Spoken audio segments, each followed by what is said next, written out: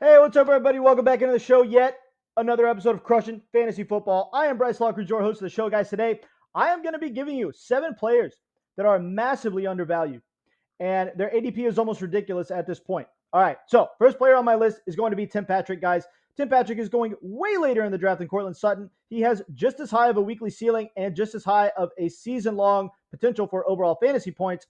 So the fact that he's going that much later than Courtland Sutton is absolutely ridiculous. Look, Russell Wilson could end up favoring Tim Patrick. Okay, he is a 6'4" alpha X wide receiver with strong hands that can command a lot of targets within the red zone and has awesome big playability. Obviously, Courtland Sutton fits that profile as well. But the fact of the matter is, Tim Patrick and Courtland Sutton are equal in talent, and Tim Patrick's going 100 spots later in the draft just because he's the wide receivers 3 on the depth chart and Courtland Sutton is a wide receiver 2. Look, Russell Wilson could end up liking Tim Patrick more. It's totally possible. I'm not saying to fade Courtland Sutton early in the draft. I actually like his upside this year. But when you get to your later point in the draft and everybody's busy drafting a defense and a kicker, grab Tim Patrick. He's going to be an absolute steal. He's a potential league-winning player. Next player on my list is going to be Zach Ertz. This is a guy who had a 23.5% target share on the Cardinals last year when DeAndre Hopkins didn't play. Obviously, that target share is going to go down a little bit this year because, they added Marquise Brown, and DeAndre Hopkins is going to come back at some point, but he's still going to have somewhere around a 21% target share from a season-long standpoint. That's very good from the tight end position, especially considering the fact that he's playing on an offense that is going to give him, a lot of touchdown scoring opportunities. So the touchdown upside is there. The overall PPR reception count and upside, as far as that is concerned, is definitely there. So he's going to catch a lot of passes. He's going to score touchdowns. He still has very good big playability, even though he's a little bit later in his career. Let's not forget how great of a tight end Zach Ertz was for fantasy at one point. He could return to that form this year, considering the fact that he has an entire offseason to get integrated into this offense.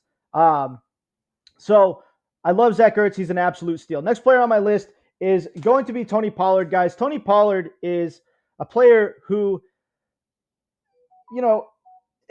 look, he's on the Cowboys, okay? They're one of the highest scoring teams in the NFL.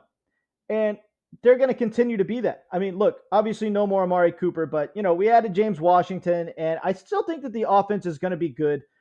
They're going to provide plenty of scoring opportunities for their running backs. And yes, Zeke is going to be the workhorse to start the season. But as the season progresses, Tony Pollard is going to take over the workhorse role because he is the more electric back at this point. There's also a very high likelihood that Ezekiel Elliott ends up getting injured because, look, Ezekiel Elliott is the most used running back in the NFL at this point. His likelihood for injury is very, very high. And if that happens and Tony Pollard comes in and ends up being the workhorse back for this team, watch out because he could be the number 1 running back in fantasy. And I'm not exaggerating there. He could be the number 1 running back in fantasy. He's got the correct role in his offense if Ezekiel Elliott gets hurt to be a number 1 running back in fantasy. And look, this is a guy who averaged 5.5 yards a carry last year, right up there with Jonathan Taylor and Nick Chubb. Obviously, the sample size is a little bit smaller, but I've watched plenty of this guy to know that he is a true elite running back.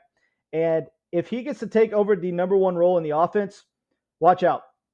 He is going to be a huge difference-making player and potentially one of the biggest league-winning players in all of fantasy football. You can grab this guy in the 9th round. Get Tony Pollard. Next player on my list is going to be JuJu Smith-Schuster. Guys, JuJu Smith-Schuster is one of the most sure-handed wide receivers in the NFL. I mean, look, this is a guy who hasn't dropped a pass in 2 years. Now, obviously, last season, he didn't play a full season, but, in the games that he did play, didn't drop a single pass. In the season before that, played an entire season, didn't drop a single pass. This is one of the most sure-handed wide receivers in the NFL. This guy does not drop passes. And he is going to be playing in an offense that provides him awesome scoring opportunity. Guys, make no mistake. The Kansas City Chiefs offense is still going to be a top 10 NFL offense, potentially even a top 5 NFL offense led by Pat Mahomes and Andy Reid. And JuJu Smith-Schuster gets to be the number 1 wide receiver on the depth chart. He is going to catch a ton of passes. So his PPR upside is through the roof. When the Chiefs get in the red zone, it's going to be the all Travis Kelce and JuJu Smith-Schuster show. They are going to be catching tons of passes in the red zone. And as we know, for wide receiver production, the most important statistic you can look at is red zone targets. If you are a top 10 red zone target, you have a very good chance of finishing as a top 10 wide receiver in fantasy. JuJu Smith-Schuster has top 10 wide receiver upside, and he's being drafted as like the 25th wide receiver off the board. This is crazy.